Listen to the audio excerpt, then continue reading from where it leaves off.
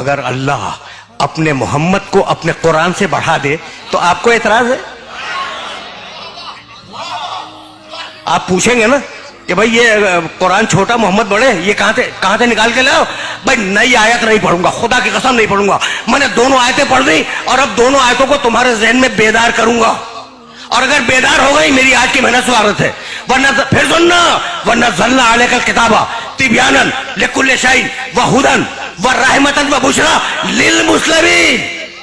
قرآن ہے رحمتاً للمسلمین، قرآن ہے رحمتاً للمسلمین، اور میرا محمد ہے وَمَا أَرْسَلْنَاكَ إِلَّا۔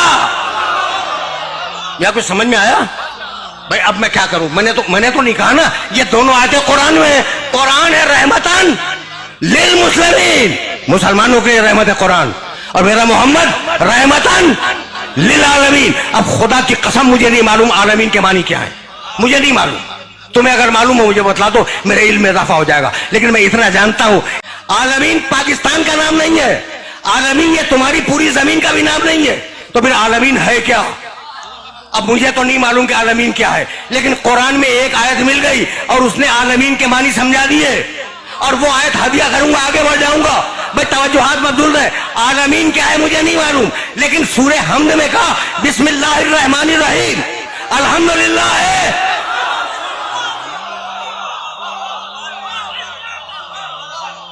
بسم اللہ الرحمن الرحیم، الحمدللہ ہے رب العالمین۔ اب جہاں جہاں تک تمہارے خدا کی خدائی جائے، میرے محمد کی نبوت ساتھ میں جائے، سمجھو میرے محمد کو سمجھو۔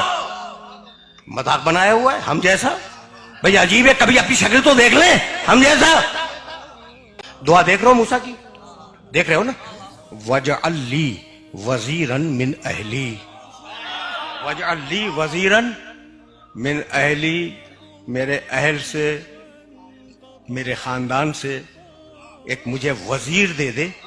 جو اہل ہے نام کیا ہے اس کا؟ ہارونہ، رشتہ کیا ہے؟ اخی، وہ میرا بھائی ہے۔ سن لیا؟ ایک آیت درمیان سے چھوڑ رہا ہوں، قد اوتیت سؤلک یا موسیٰ، جاؤ موسیٰ ہم نے تمہاری دعا قبول کی۔ ٹھیک؟ کیا ہے؟ ایک ایک لفظ سننا الگ الگ۔ وجعل، بنا دے، لی میرے لیے، وزیرن ایک وزیر، من اہلی میرے خاندان سے جو اہل بھی ہے، نام ہارونہ، رشتہ اخی، وہ میرا بھائی ہے۔ مالک مجھے ایک وزیر دے دے جب جاؤں گا، مالک تو دے دے، تو دے دے۔ اچھا کسے دے دے؟ جو اہل ہے، جو خاندان سے، نام اس کا ہارون ہے، وہ میرا بھائی ہے۔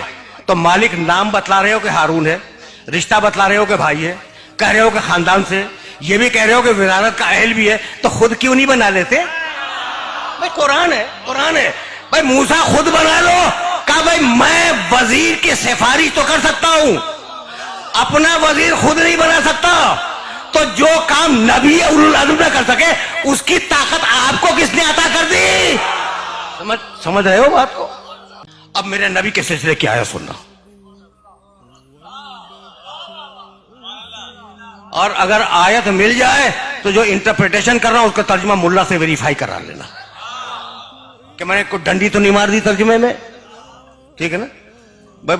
بہت توجہ رکھنا، یہ آیت یاد رکھو گے نا موسیٰ کے سلسلے کی، وَاجْعَلْ لِي وَزِيرًا مِّنْ أَهْلِي ہارون اخی، سورہ بنی اسرائیل 17واں سورہ۔ یہ جو میں نے موسیٰ علیہ السلام کی آیتیں پڑھی ہیں نا، اس میں کیا تھا؟ قالا، موسیٰ نے دعا مانگی، ٹھیک؟ اب جو آیت پڑھنا جا رہا ہوں اس میں قل، محمد دعا مانگ۔